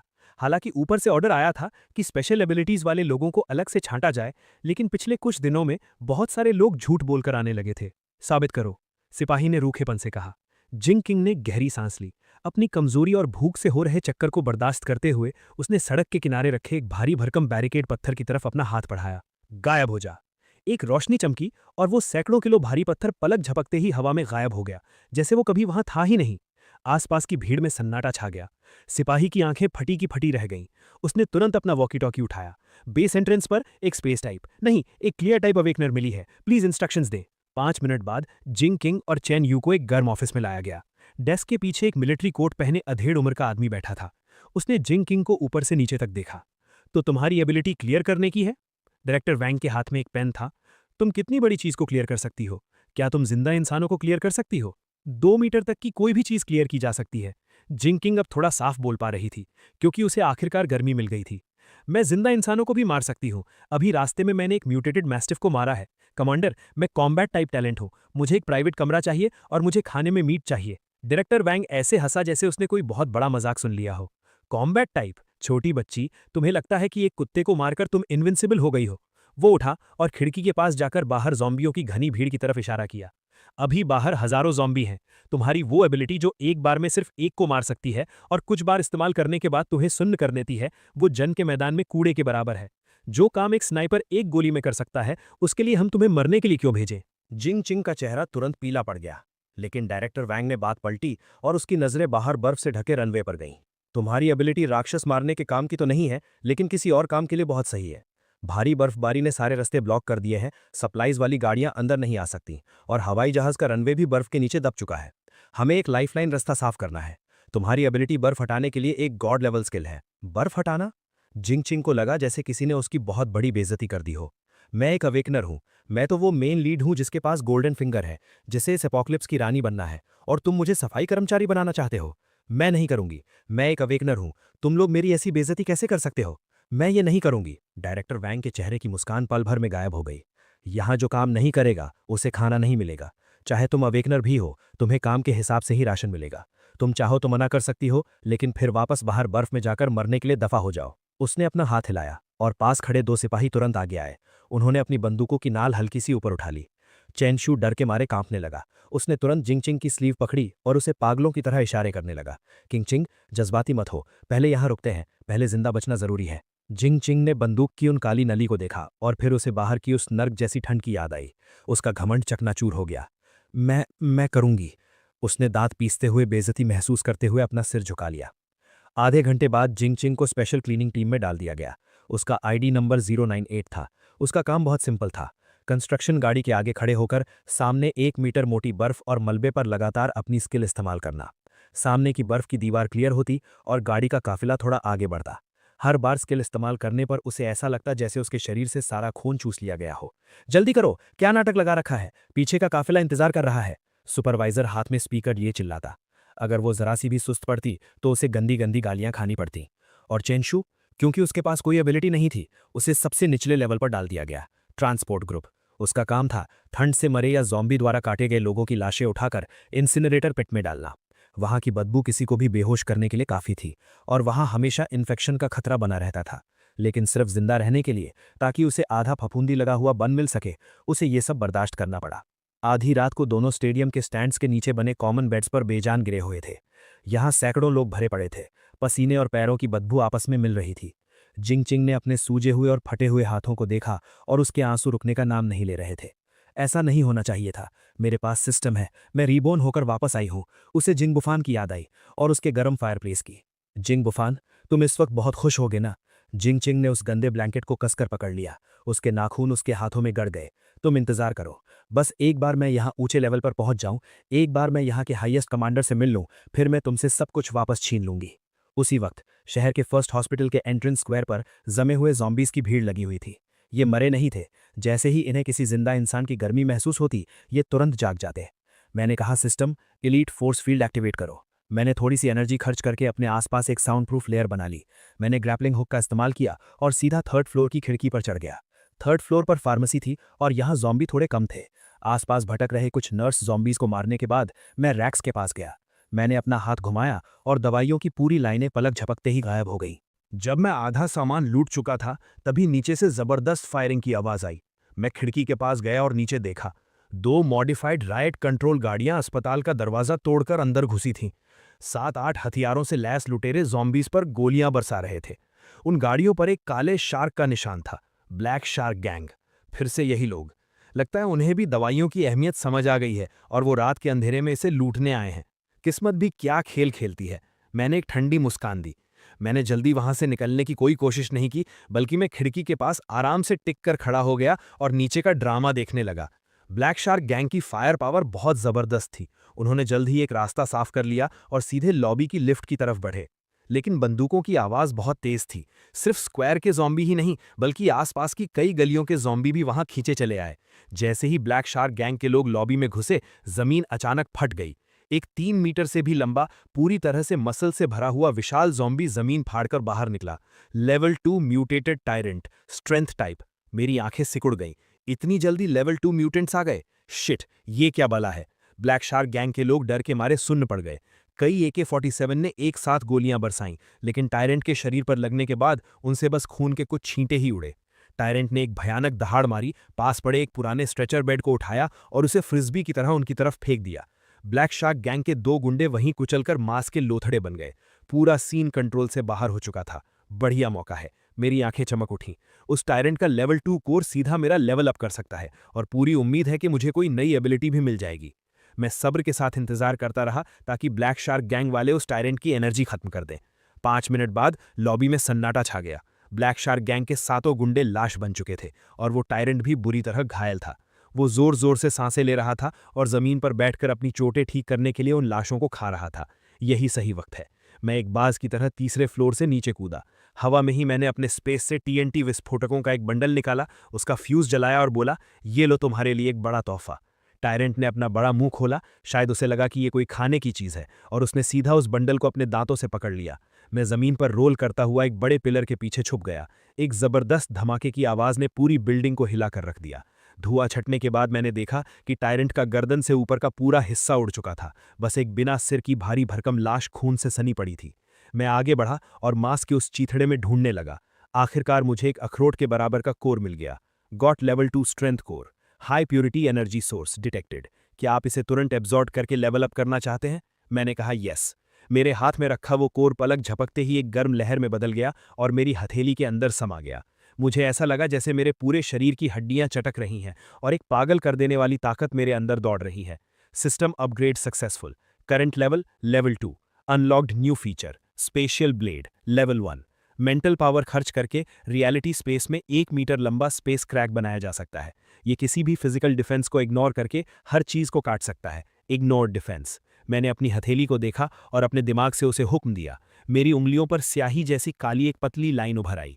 मैंने हल्के से पास खड़ी उस राइट कंट्रोल गाड़ी के मोटे आर्मर पर उसे घुमाया। किसी टोफू को काटने की तरह वो सख्त स्टील प्लेट सीधा कट गई, एकदम साफ और चिकना कट। ये हद से ज्यादा ताकतवर था। मैंने पूरी संतुष्टि के साथ अपनी एबिलिटी वापस ली और उन दोनों राइट कंट्रोल गाड़ियों को देखा जिनके इंजन अभी भी चालू थे। वो गाड़ियां उन सप्लाईज से भरी थीं जो ब्लैक शार्क गैंग ने पिछले कुछ दिनों में लूटी थीं। थैंक यू भाइयों। मैंने जमीन पर पड़ी उन लाशों की तरफ हाथ हिलाया और माल के साथ उन दोनों गाड़ियों को भी पैक करके अपने स्पेस में डाल लिया। अस्पताल के इस सफर से मुझे सिर्फ दवाइयां ही नहीं मिली और मेरा लेवल अप ही नहीं हुआ, बल्कि चलते चलते मुझे एक बहुत बड़ी दौलत भी मिल गई। अपोकलिप्स जीने का असली मजा यही है। अपोकलिप्स का 15वां दिन, नंबर 7 ऑफिशियल शेल्टर। यहाँ की हवा अब रुकी हुई थी। हवा में एक खट्टी बदबू और बेबसी की महक फैली थी। वो स्टेडियम जहाँ कभी 50,000 लोग रहते थे, अब वहाँ 30,000 से भी कम लोग बचे थे। सारे रूल्स और ऑर्डर टूट चुके थे। जनरेटर पूरी तरह बंद होने के साथ पुरानी दुनिया की वो आखिरी रोशनी भी बुझ गई थी। अंधेरे में अब इंसान इंसान नहीं रहे थे, वो भूखे जानवर बन गए थे। खाने को कुछ नहीं है, वेयरहाउस का दरवाजा खोलो, कमांडर खुद अंदर बैठकर अकेले खा रहा है और हमें पेड़ों की छाल चबवा रहा है। बगावत बिना किसी वार्निंग के भड़क उठी। भूख से पागल हो चुके हजारों सर्वाइवर्स ने गार्ड्स की लाइन तोड़ दी और किसी बाढ़ की तरह कोर मैनेजमेंट एरिया की तरफ दौड़ पड़े। गोलियों की आवाजें, चीखें और लोगों की एक दूसरे को नोचने की आवाजें सब मिल गई थीं। जिंग चिंग स्टैंड्स के कोने में सिकुड़ी बैठी थी। उसके हाथों में वो बर्फ हटाने वाला भावड़ा कड़ाई से पकड़ा हुआ था जो अब मुड़ चुका था। उसका ये पूरा हफ्ता मौत से भी बदतर बीता था। उसके गोरे और मुलायम हाथों पर अब फ्रॉस्ट बाइट्स और खून के छाले थे। उस क्लियर सिस्टम ने उसे एक बंधुआ मजदूर बना दिया था। होश में आओ, जल्दी भागो, ये जगह खत्म हो गई है। चेन शू खून से लथपथ होकर भागता हुआ आया। मैंने सुना है कि बाहर मॉन्स्टर्स के झुंड ने डिफेंस लाइन तोड़ दी है। ये जगह अब मौत का कुआं बनने वाली है। भागे? कहाँ भागे? जिंग चिंग ने बेबसी से बाहर फैले उस बर्फीले तूफान को देखा। बाहर -60 डिग्री है। बाहर जाने का मतलब है मौत। पश्चिमी इलाके में जाओ, अपने भाई के पास। चेन शू ने उसके कंधे पकड़े और जोर से हिलाया। मैंने सब सोच लिया है। पहले हम दोनों गए थे तो कुछ नहीं हुआ, लेकिन क्या हो अगर हम इन हजारों लोगों को अपने साथ लेकर जाएं? तुम्हारे भाई का वो बंकर चाहे कितना भी मजबूत क्यों ना हो, क्या वो सेना और हजारों पागलों की भीड़ को रोक पाएगा? जिंग चिंग सुन रह गई। चेन शू की आवाज किसी शैतान की फुसफुसाहट जैसी लग रही थी। तुम्हें पता है ना कि डायरेक्टर वैंग के पास अभी भी कुछ आर्मर्ड गाड़ियां और भारी हथियार हैं? अगर तुम उसे बता दो कि पश्चिमी इलाके में एक अंडरग्राउंड बंकर है जो सप्लाईज से भरा है, जहां हीटिंग और इलेक्ट्रिसिटी दोनों है, तो तुम्हें क्या लगता है वो क्या करेगा? जिंग चिंग की आंखों के भाव बदल गए, बेबसी से नफरत में और फिर एक पागलपन भरे पक्के इरादे में। सही कहा, मैं क्यों इस नर्क में सड़ूं और तुम जिंग बुफान जन्नत के मजे लो। जब तुमने मुझे बचाने के लिए दरवाजा नहीं खोला तो अब मैं इस पूरे नर्क को तुम्हारे दरवाजे पर ले आऊंगी। अगर मरना ही है तो सब साथ में मरेंगे। कोर ऑफिस के अंदर डायरेक्टर वैंग पसीने से लथपथ होकर ऑर्डर दे रहा था। उसके आदमी डॉक्यूमेंट्स जला रहे थे। निकलने की तैयारी करो कमांडर, मुझे एक जगह पता है। जिंग चिंग अंदर घुसाई। अपनी तरफ तनी बंदूकों की परवाह किए बिना वो जोर से चिल्लाई, मुझे पता है सप्लाईज कहाँ है। दसियों हजार टन सप्लाईज, जनरेटर्स और एक पूरी तरह सेफ डिफेंस बंकर। डायरेक्टर वैंग ने झटके से अपना सिर मोड़ा और उसे घूर कर देखा। तुमने क्या कहा? अगर तुमने झूठ बोलने की हिम्मत की तो मैं तुम्हें यहीं गोली मार दूंगा। मैं झूठ नहीं बोल रही, वो मेरे सगे भाई की जगह है। वो एक होड सिस्टम अवेकनर है। अपोकलिप्स से पहले उसने शहर के सारे कोल्ड स्टोरेज खाली कर दिए थे। वो पश्चिमी इलाके की उस वीरान फैक्ट्री में है। बस उस जगह पर कब्जा कर लो, हम सब जिंदा बच जाएंगे, हर कोई बच जाएगा। डायरेक्टर वैंग की आंखें चमक उठीं। ये मौत के मुंह से बाहर निकलने वाली लालच की चमक थी। बहुत बढ़िया, सबको ऑर्डर दो। जो मरना नहीं चाहता, जो भूखा नहीं रहना चाहता, सब मेरे साथ चलें। टारगेट पश्चिमी इलाका। जो भी उसे फतह करेगा, अंदर की सप्लाईज उसकी। ये खबर शेल्टर में वायरस की तरह फैल गई। पश्चिमी इलाके में एक अनाज का गोदाम है। एक मतलबी अमीरजादे ने दसियों हजार टन मीट छिपा कर रखा है। मारो, लूट लो। आपस में लड़ रहे उन दंगाइयों को पल भर में एक नया मकसद मिल गया। आधे घंटे बाद 5 आर्मर्ड गाड़ियों की लीडरशिप में और उनके पीछे आती दर्जनों मॉडिफाइड ट्रकों के साथ हजारों सर्वाइवर्स की वो विशाल सेना उस बर्फीले तूफान में निकल पड़ी। जिनचिंग सबसे आगे वाली आर्मर्ड गाड़ी में बैठी थी। उसके हाथ में डायरेक्टर वैंग का दिया हुआ एक कंप्रेस्ड बिस्किट था। उसके होठों पर एक बेरहम मुस्कान थी। भाई, इस बार मैं तुम्हारे लिए पूरी सेना लेकर आई हूं। अब देखती हूं कि तुम दरवाजा कैसे नहीं खोलते। और इस सेना के सबसे पीछे जिंदा इंसानों की महक सूंघ कर आए ज़ॉम्बियों के झुंड भी चुपचाप उनके पीछे लग गए थे। मौत का फरिश्ता अपना जाल बिछा रहा था। मेरे स्टील बंकर का अलार्म नहीं बजा, बल्कि उसकी जगह बीथोवन की डेस्टिनी सिम्फनी बजने लगी। मैंने एक काले रंग का टैक्टिकल ट्रेंच कोट पहना हुआ था और मैं सेकंड फ्लोर की बुलेट प्रूफ खिड़की के सामने खड़ा था। मेरे हाथ में रेड वाइन का ग्लास था और मैं दूर से आ रही उस लंबी कतार को देख रहा था जो बर्फ में रेंग रही थी। तो आखिरकार तुम आ ही गए। मॉनिटरिंग स्क्रीन पर अनगिनत लाल डॉट्स देखकर मेरे होठों पर मुस्कान आ गई। सिस्टम इंटरफेस पर वार्निंग आई, large scale enemy targets approaching, enemy configuration, armoured vehicles, heavy machine guns X3, RPG rocket launchers, awakeners X-12 और 3000 से ज्यादा हथियारों से लैस दंगाई। Targets following behind, level 1 zombie horde X5000+, level 2 mutants X3। वाह, इन्होंने तो मुझे बहुत इज्जत बख्शी है। मैंने अपनी रेड वाइन का एक हल्का घूंट लिया। मुझे जरा भी डर नहीं लग रहा था, बल्कि मैं एक्साइटेड था। पिछले कुछ दिनों से घर पर खाली बैठकर मैं बोर हो चुका था। अपनी एबिलिटी को लेवल अप करने और पुरानी फिल्में देखने के अलावा कुछ था ही नहीं। मौत के मुंह में नाचने का ये मजा ही तो अपोकलिप्स का असली रोमांच है। गाड़ियों का वो काफिला फैक्ट्री से 500 मीटर की दूरी पर रुका। स्पीकर से डायरेक्टर वैंग की आवाज आई। अंदर बैठे जिंग बुफान, ध्यान से सुनो। हम नंबर 7 शेल्टर की ऑफिशियल रेस्क्यू टीम है। हम कानून के नाम पर तुम्हारी सप्लाईज और इस बंकर को कब्जे में ले रहे हैं। तुरंत अपने हथियार डाल दो और दरवाजा खोलो। अगर तुम कोऑपरेट करोगे तो हम तुम्हें स्पेशल एडवाइजर का दर्जा देंगे और तुम्हारी सेफ्टी की गारंटी लेंगे। Special adviser? मैंने माइक्रोफोन में हंसते हुए कहा। या फिर स्पेशल स्लेव? मेरी आवाज स्पीकर के जरिए उस पूरे मैदान में गूंज उठी और उसमें साफ साफ बेइज्जती झलक रही थी। डायरेक्टर वैंग है ना? मुझे याद है पिछली जिंदगी में। नहीं, मेरा मतलब है, मुझे पता है कि तुम्हें अवेकनर्स के टुकड़े करके उन पर रिसर्च करना बहुत पसंद है। तो क्या इस बार तुम मेरे स्पेस पर रिसर्च करना चाहते हो? डायरेक्टर वैंग का चेहरा उतर गया। उसने सोचा नहीं था कि मैं इतनी ढिठाई दिखाऊंगा। सीधी बात समझ नहीं आती तो लातों के भूत बातों से नहीं मानते। जिंगचिंग, तुमने कहा था ना कि तुम दरवाजा तोड़ सकती हो। ऊपर जाओ और बात करो। मुझे भी देखने दो कि तुम्हारे रिश्ते में कितना दम है। जिंगचिंग को आगे धकेला गया। वो हाथ में स्पीकर लिए आर्मर्ड गाड़ी के ऊपर खड़ी हो गई। जिंग बुफान, तुम चारों तरफ से घिर चुके हो। इन लोगों को देखो, ये सब भूख से मरने वाले हैं। तुम अकेले इतनी सारी सप्लाईज दबाकर बैठे हो। क्या तुम्हारा जमीर तुम्हें नहीं कचोटता? अभी दरवाजा खोल दो तो ये सब तुम्हारा एहसान मानेंगे, वरना अगर हम अंदर घुस गए तो तुम्हें चीथड़ों में फाड़ दिया जाएगा। चीथड़ों में फाड़ देंगे? मैंने अपना सिर हिलाया और अपनी उंगली कंट्रोल पैनल के एक लाल बटन पर रख दी। मेरी प्यारी बहन, तुम अभी भी इतनी मासूम हो। तुम्हें लगता है कि इतने सारे लोगों को यहां लाकर तुम मुझे डरा रही हो? नहीं, तुम तो मेरे लिए बैरिकेड्स ला रही हो। फायर! डायरेक्टर वैंग का सब्र टूट चुका था। एक आरपीजी रॉकेट हवा को चीरता हुआ फैक्ट्री के मेन गेट की तरफ बढ़ा, लेकिन जैसे ही वो दरवाजे से टकराने वाला था, एक ना दिखने वाली ढाल चमक उठी। वो रॉकेट मानो किसी शीशे से टकराया हो और एक अजीब तरीके से मुड़कर सीधे पास खड़े एक ट्रक पर जा लगा। दंगाइयों से भरा वो ट्रक पल भर में बम से उड़कर कबाड़ बन गया। क्या? सब लोग सुन्न रह गए। जवाबी हमला करो, मारो! अनगिनत गोलियां तूफान की तरह दीवारों पर बरसी, लेकिन उनसे सिर्फ चिंगारियां ही निकलीं। वो गोलियां दीवार का पेंट तक नहीं उखाड़ पाईं। मैंने चुटकी बजाई, अब मेरी बारी, और फिर मैंने वो बटन दबा दिया। Defence system sequence 2, minefield activated. जो दंगाई सबसे आगे भाग रहे थे उनके पैरों के नीचे की बर्फ अचानक धंस गई। सैकड़ों लैंडमाइंस एक के बाद एक फटने लगे। पूरी बर्फ पल भर में लाल हो गई और सैकड़ों लोग हवा में भाप बन गए। पीछे हटो, जल्दी पीछे हटो! भीड़ दहशत में पीछे की तरफ भागने लगी, लेकिन पीछे वाले लोग अभी भी आगे आ रहे थे। पल भर में वहां भगदड़ मच गई। ठीक उसी वक्त पीछे के बर्फीले मैदान से कान फाड़ देने वाली दहाड़े सुनाई दी। धमाकों की आवाज और खून की महक से खींचे चले आए उन हजारों ज़ॉम्बियों ने आखिरकार अपने दांत दिखा दिए। खून की उस महक से पागल होकर वो पीछे से भीड़ पर भूखे भेड़ियों की तरह टूट पड़े। ज़ॉम्बी! पीछे ज़ॉम्बी आ गए हैं! अब वो दोनों तरफ से फंस चुके थे। जिंकिंग, जल्दी अपनी एबिलिटी इस्तेमाल करके आगे के माइनफील्ड को क्लियर करो, जल्दी! डायरेक्टर वोंग की आंखें लाल हो चुकी थीं। उसने अपनी बंदूक जिंकिंग के सिर पर रख दी। जिंकिंग डर से बुरी तरह कांप रही थी। उसने पूरी ताकत से आगे की तरफ क्लियर एबिलिटी का इस्तेमाल किया, लेकिन माइनफील्ड बहुत बड़ा था और उसकी जरा सी एनर्जी समुंदर में एक बूंद के बराबर थी। 1 मिनट से भी कम समय में उसकी नाक से खून बहने लगा और वो गाड़ी की छत पर गिर पड़ी। मैं और नहीं कर सकती, सच में नहीं कर सकती। नाकारा औरत! डायरेक्टर वोंग ने उसे लात मारकर गाड़ी से नीचे फेंक दिया। वो आर्मर्ड गाड़ी में घुसा और उसे मोड़कर भागने की कोशिश करने लगा, लेकिन मैं उसे भागने कैसे देता? जब आ ही गए हो तो कुछ छोड़ कर जाओ। मैं बैल्कनी पर खड़ा था। मैंने अपना दाया हाथ उठाया और मुड़ रही उस आर्मर्ड गाड़ी की तरफ हवा में इशारा किया। Spatial blade! हवा में एक साफ दिखने वाली काली दरार गुजरी, बिना किसी आवाज के। वो 10 टन भारी आर्मर्ड गाड़ी और उसके अंदर बैठा डायरेक्टर वोंग सीधे बीच से 2 टुकड़ों में कट गया।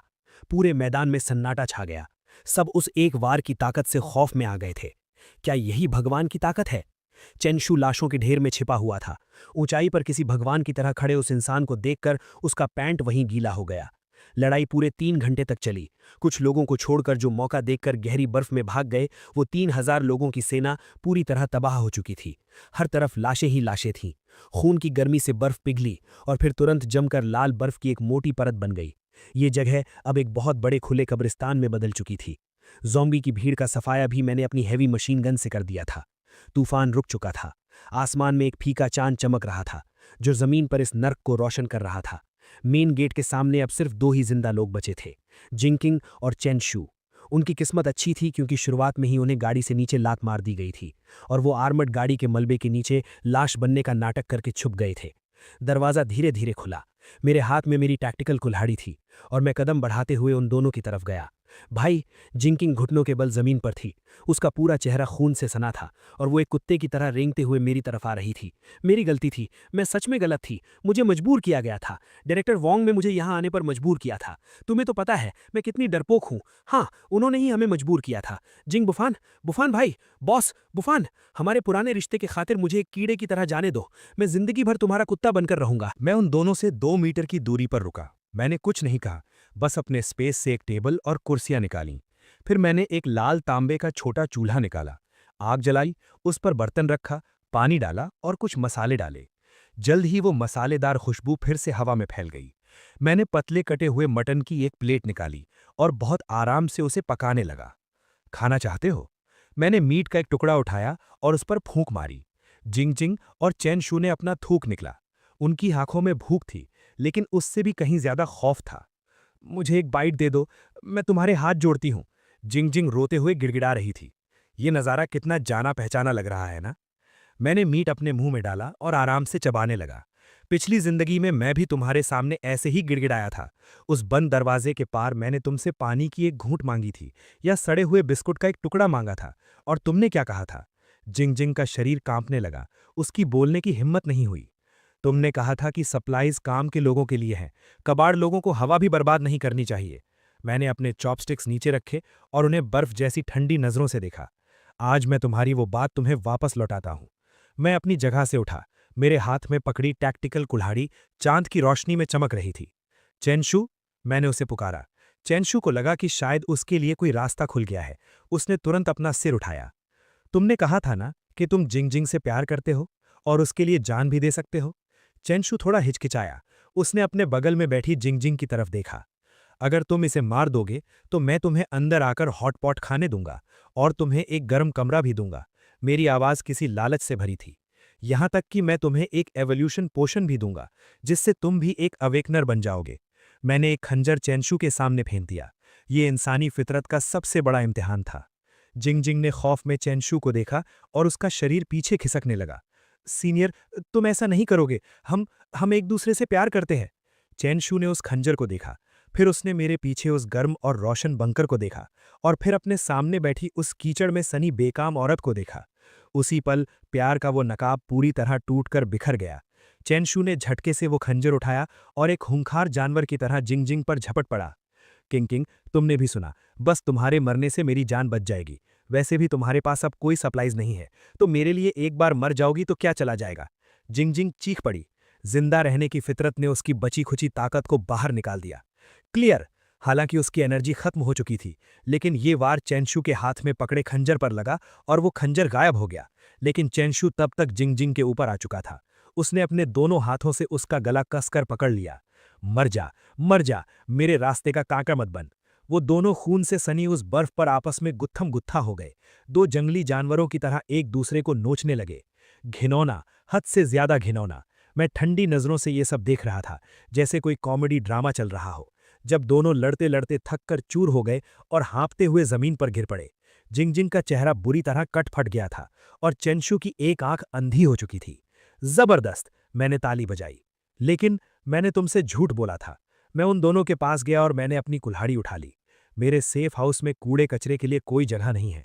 उन दोनों की खौफनाक चीखों के बीच मेरी कुल्हाड़ी नीचे गिरी। सफेद बर्फ पर खून की धार छूट पड़ी, जैसे बर्फ पर कोई लाल फूल खिल गया हो। इस जिंदगी का हिसाब आखिरकार बराबर हो गया। मैं एक पल भी वहां नहीं रुका। मैंने पलटकर अपना हाथ घुमाया। जमीन पर पड़ी लाशें और दूर पड़ी आर्मर्ड गाड़ियों का मलबा, सब कुछ सिस्टम के ट्रैश रिसाइकिल बिन में चला गया। दरवाजा फिर से बिल्कुल साफ हो गया। अंदर लौटकर मैं उस बड़ी सी खिड़की के पास गया और बाहर चल रहे उस खौफनाक बर्फीले तूफान को देखने लगा। दुनिया मर चुकी है, लेकिन मैं अभी भी जिंदा हूं और मैं एक शानदार जिंदगी जीऊंगा। मैंने शराब की कैबिनेट से एक विंटेज विस्की निकाली और 2 ग्लास डाले। एक ग्लास मैंने जमीन पर गिरा दिया, पिछली जिंदगी के अपने उस बेवकूफ रूप की शांति के लिए, और दूसरा ग्लास मैंने आसमान की तरफ उठाया, इस बेरहम लेकिन शानदार नई दुनिया के नाम। हेलो एपोकलिप्स, मैं जिंग बूफान हूँ, यहाँ का राजा। हे दोस्तों, इस वीडियो को देखने के लिए आपका बहुत बहुत शुक्रिया। प्लीज़ इस वीडियो को लाइक और शेयर ज़रूर करें। अगर आप चाहते हैं कि हम इस कहानी को जारी रखें, तो प्लीज़ इस वीडियो को अपना पूरा सपोर्ट दें। और ऐसी ही नई नई स्टोरीज़ के लिए चैनल को अभी सब्सक्राइब कर लें। मिलते हैं अगले वीडियो में।